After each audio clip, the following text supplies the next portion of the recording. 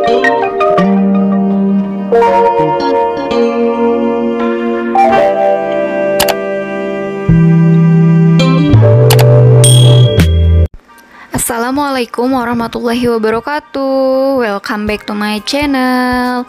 Halo teman-teman semua, tetap semangat ya. Sesuai dengan info resmi dari Kemenpan RB terkait nilai ambang batas atau passing grade SKD CPNS 2021 yang sudah disosialisasikan, di sini aku mau nge-share tips atau cara untuk menghitung minimal soal yang harus teman-teman jawab agar bisa lolos passing grade saat pelaksanaan tes SKD nanti. Oke, kita langsung aja simak sampai akhir ya. Untuk info lengkap terkait dengan passing grade CPNS 2021, teman-teman nanti bisa langsung lihat di keputusan Menpan RB nomor 1023 tahun 2021 tentang nilai ambang batas seleksi kompetensi dasar pengadaan pegawai negeri sipil tahun anggaran 2021. Di sana sudah lengkap, nanti teman-teman tinggal download aja. Link downloadnya nanti aku sertakan di description box ya. Dan untuk halaman pertama dari keputusan Menpan RB ini, nah seperti ini, nanti bisa cek langsung.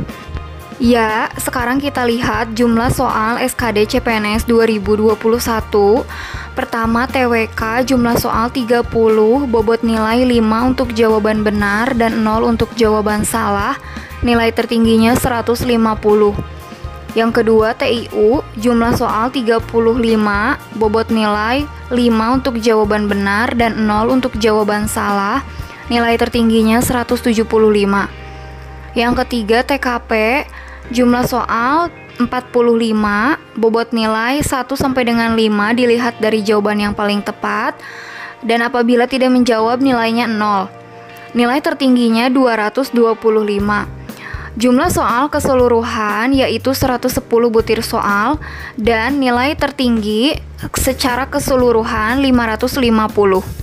Dan untuk waktu pelaksanaan SKD sekarang menjadi 100 menit. Ini berlaku untuk seluruh pelamar, terkecuali ada khusus bagi pelamar penyandang disabilitas sensorik netra yang melamar pada kebutuhan khusus penyandang disabilitas. Waktu pelaksanaan SKD-nya yaitu 130 menit. Nah, ini dia yang akan kita bahas, yaitu terkait dengan passing grade atau nilai ambang batas SKD CPNS 2021. Sebelumnya kita lihat dulu keterangan di sini, yaitu pertama untuk kebutuhan umum TWK 65, TIU 80, TKP 166. Tidak ada total SKD yang ditentukan. Justru teman-teman di sini cukup memenuhi ketiga aspek yang sudah ditentukan agar bisa lolos SKD. Yang kedua, kebutuhan khusus disabilitas itu TIU 60 dan total SKD-nya 286. Kebutuhan khusus cum laude TIU 85, total SKD-nya 311. Khusus diaspora TIU 85, total SKD-nya 311. Kebutuhan khusus putra-putri Papua dan Papua Barat TIU 60 dan total SKD-nya 286. Kebutuhan umum dokter TIU 80, total SKD-nya 311. Dan selanjutnya yaitu kebutuhan umum ABK, rescuer dan pengamat gunung api TIU 70 dan total SKD-nya 286. Itu dia rincian passing grade untuk masing-masing kebutuhan. Jadi di sini yang akan aku bahas hanya untuk kebutuhan umum saja.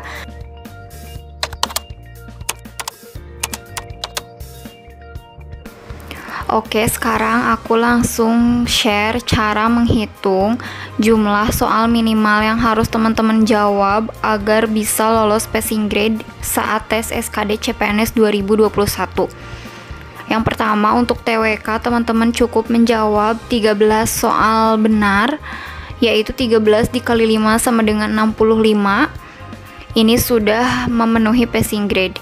Kemudian yang kedua, TIU, teman-teman cukup menjawab 16 soal bernilai benar, yaitu 16 dikali 5 sama dengan 80.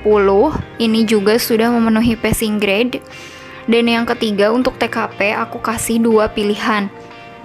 Yang pertama, teman-teman menjawab 34 soal bernilai 5, yaitu 34 dikali 5 sama dengan 170. Ini sudah memenuhi passing grade.